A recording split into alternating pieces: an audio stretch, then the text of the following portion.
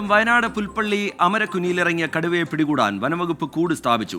കടുവ പ്രദേശത്തെ തോട്ടത്തിലുണ്ട് എന്നാണ് നാട്ടുകാർ പറയുന്നത്. നാരകത്തറയിൽ പാപ്പച്ചന്റെ ആടിനെ കടുവ കൊന്നു. പുലർച്ചെ 3:30യോടെയാണ് കടുവ ഇറങ്ങിയത്. സുർജിത്ത് അയ്യപ്പത്ത് ചേരുന്നുണ്ട് വിവരങ്ങളുമായി. സുർജിത്ത്, വലിയ ആശങ്ക ആ പ്രദേശവാസികളെ സംബന്ധിച്ചിടത്തോളം ഉണ്ട്. എന്താണ് വനംവകുപ്പ് ഏറ്റവും ഒടുവിലായി പറയുന്നത്? ഈ കടുവ തോട്ടത്തിൽ തന്നെയുണ്ട് എന്നുള്ളതാണ് നാട്ടുകാർ പറയുന്നത്. വനംവകുപ്പിന്റെ വിശദീകരണം എന്താണ്? തുടർന്നുള്ള നടപടികൾ ഇനി എങ്ങനെയായിരിക്കും? സുർജിത്ത്. ഇന്ന് പുലർച്ചെ 3:30യോടുകൂടിയാണ് കടുവ ആടിനെ പിടിച്ചുകൊണ്ടുപോയത്. പാപ്പച്ചൻ എന്നുപേരുള്ള ആ പ്രദേശവാസി, അമരക്കുനി പ്രദേശവാസിയുടെ ആ അടുത്തുനിന്ന് പിടിച്ചുകൊണ്ടുപോയി കൊന്നിടുകയാണ് ചെയ്തത്. ഈ മേഖല എന്ന് പറയുന്നത് ധാരാളം തോട്ടങ്ങളുള്ള മേഖലയാണ്. അതായത് കാപ്പിത്തോട്ടങ്ങളും അതോടൊപ്പം തന്നെ കമുകിൻ തോട്ടങ്ങളും ഉൾപ്പെടെയുള്ള തോട്ടങ്ങളുള്ള മേഖലയാണ്. അതിൻ്റെ ഒരു ഭാഗത്ത് ഒരു പുഴയുണ്ട്, കന്നാരംപുഴ. ആ പുഴ കടന്നാൽ പിന്നീട് വനമാണ്. ആ വനം എന്ന് പറയുന്നത് വയനാട് വൈൽഡ് ലൈഫിൻ്റെ ഭാഗമായിട്ടുള്ള വനമേഖലയാണ്. അത് കുറിച്യാട് വനമേഖല ഉൾപ്പെടുന്ന പ്രദേശമാണ്. സ്വാഭാവികമായും കടുവകളുടെ സാന്നിധ്യം നേരത്തെ ഉണ്ടായിരുന്നു. പക്ഷേ ഇങ്ങനെ ഒരു സംഭവം ആദ്യമായാണ് എന്നുള്ളതാണ് നാട്ടുകാർ പറയുന്നത്. അതായത് ഇത്തരം സംഭവം അടുത്ത കാലത്തുണ്ടായിട്ടില്ല എന്നുള്ളതാണ് നാട്ടുകാർ പറയുന്നത്. എന്തായാലും ഈ ജെസ്സി എന്ന സ്ത്രീ ഈ കടുവയെ നേരിട്ട് കണ്ടിട്ടുമുണ്ട്. അതായത് തൊട്ട് മുന്നിലൂടെ കടുവ കടന്നു പോകുന്നവർ കണ്ടതാണ്. അതുകൊണ്ട് തന്നെ ഇത് കടുവയാണെന്നുള്ള സ്ഥിരീകരണം ഈ കാൽപ്പാടുകൾ ഉൾപ്പെടെ പരിശോധിച്ചുകൊണ്ട് വനംവകുപ്പ് അത്തരം സ്ഥിരീകരണത്തിലേക്ക് എത്തിയിട്ടുമുണ്ട്.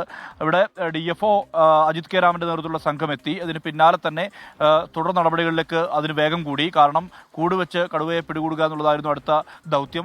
അതിന്റെ ഭാഗമായി ഇരുളത്ത് നിന്ന് കൂട് എത്തിച്ചിട്ടുണ്ട്. കൂടെത്തിച്ച് അവിടെ ഈ ഇരയായി ഈ ആടിനെ തന്നെ ഇടാനാണ് തീരുമാനം. എന്തായാലും കടുവ കുടുങ്ങുമെന്നുള്ള പ്രതീക്ഷയാണുള്ളത്. ആരോഗ്യ പ്രശ്നങ്ങളുള്ള കടുവയാകാൻ സാധ്യതയുണ്ടെന്നുള്ളതാണ് നാട്ടുകാർ ഉൾപ്പെടെയുള്ളവർ പറയുന്നത്.